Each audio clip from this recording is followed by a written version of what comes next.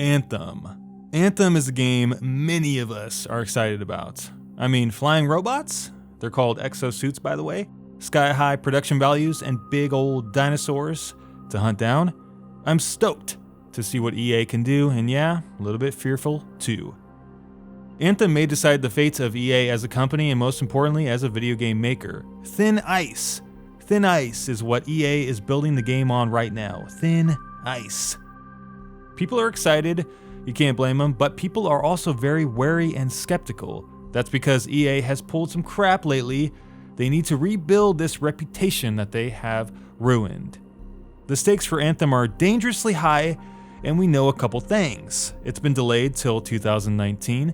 There are issues with the game engine. The game director just, left at one point, and we know it's going to be a live video game. But what's a live video game?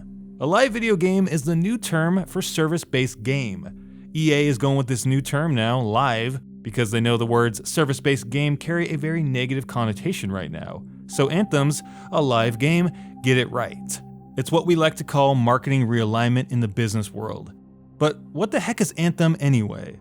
Anthem looks to be some sort of crossover inspired by The Division and Destiny with a heavy focus on being a living, growing game.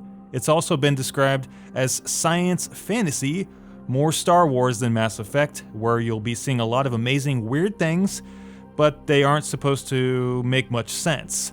So essentially, it's a blank slate to do a bunch of creative and interesting stuff that doesn't need to be put together in any meaningful way. So if you see a 9-headed mutant robot with 900 arms and 1 leg, don't ask any questions, bucko. So you got your open world, your single player, and your 4-player co-op. Everything is wrapped in what they're calling live connectivity that is going to be used to drive persistent play and social interaction. Don't you just love those corporate words? It's like a gold mine coming out of my mouth. You'll most likely be seeing player hubs and drop-in, drop-out co-op in some form of warp mechanic to get you into the action quickly.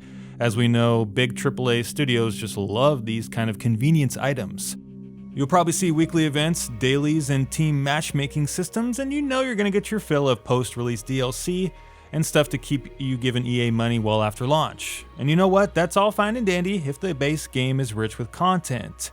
So it's a game EA hopes you play for 10 years or so, whatever that means. Hopes are high, we want the game to be great, but we aren't unrealistic in what could go wrong. Anthem will focus on action-adventure gameplay first, with its RPG elements coming into play with skill customization, progression, and character development, says Andrew Wilson. So kind of an open-world, persistent shooting action-adventure RPG? If that gets slapped on the back of the box, you know who said it first. Honestly, it sounds like they're cramming just about every idea into Anthem, and it all sounds very cool and interesting.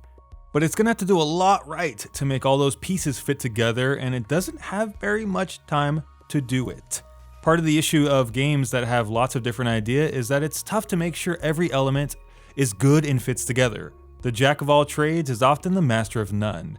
Hopefully Anthem is not just trying to tick all the boxes of what people want, but able to make every single component of the game actually good, so that the complete experience is actually better.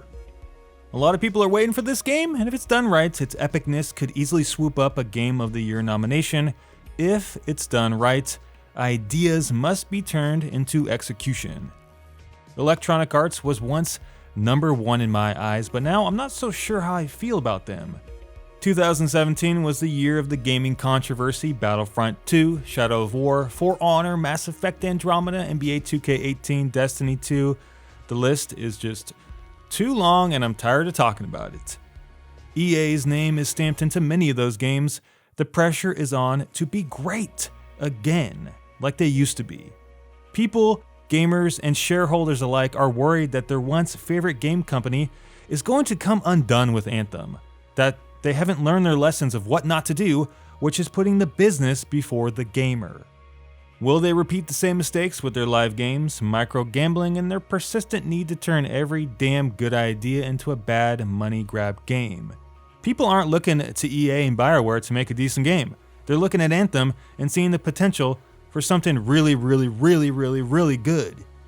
That stress and public demand, and scrutiny for that matter, can make a company crack. This is where development, release schedules, delays, and pressure come together in a very dangerous way. EA has been no stranger to laying off or razing its development studios to the ground should they not perform as expected. They've shut down, terminated, or consolidated many a game company, including but not limited to Maxis, Pandemic, Visceral Games, and of course, DreamWorks Interactive. In the spring of 2017, the failure of Mass Effect Andromeda also prompted the consolidation of BioWare Montreal. Game development studios working for EA are privy to the notion that should they fail, they might lose their jobs. Who likes working under that kind of stress? Working anxious is not a recipe for success. Working with confidence, passion, and care is. And I don't see BioWare being in that comfortable space right now with everything going on. This negativity isn't limited to the pressure to live up to expectations either. Several other events have gone public recently that have just made the situation worse. Anthem is being developed on the Frostbite 3 engine, which, while technically amazing, isn't suited for this type of game. It was initially built for the Battlefield games and first-person shooters, and the concern is that the development team might have to work through just a lot of problems, more than normal, to get the game stable upon release. Extra work for an already stressed-out development team is something I hope doesn't destroy the quality of Anthem. But the more growing concern is this ongoing trend of EA to develop its games without being gamer first, where the number one is the pocketbook. This industry has been unwilling to be convinced otherwise, especially with the recent statement from an ex-BioWare developer claiming that EA, quote-unquote, only cares about what players will pay for. That they only care about the highest return on investment, which is why they push for open worlds, so they can monetize them better. This is the danger of the live video game, where inside the actual development studio, things are being designed not for the sake of creating a better game, but for creating a better return. This is why the stakes of Anthem are incredibly high, because the live video game model usually gets made with bad blood. Let me tell you something right now. I have worked for many corporations where work is outsourced to a development firm fueled by a stakeholder, in this case is going to be a publishing team like EA. Without the money, there's no game. There's no question about it, which means EA calls most of the shots, if not all of the shots, of the team leading the game. It sounds backwards, but this is how the real world actually works. And since we have continually seen EA wave the middle finger to its consumers, it makes me really worried about how they're treating BioWare. Not the actual employees, but what I mean by that is how they're treating the development of the game for the gamer. To combat all these concerns, EA has shifted development from other studios into the team that is making Anthem. It's been reported that many a Dragon Age developer has been put on the Anthem team, which has, of course, ramifications for any Dragon Age fan, but hey, that's a topic for another video. Anthem is more than a game at this point. It's a statement now on how AAA games should be developed. If Anthem turns out to be anything less than awesome, we're gonna have another blow up on our hands, you better believe it. And we should expect awesome from one of the most wealthy and talented corporations out there.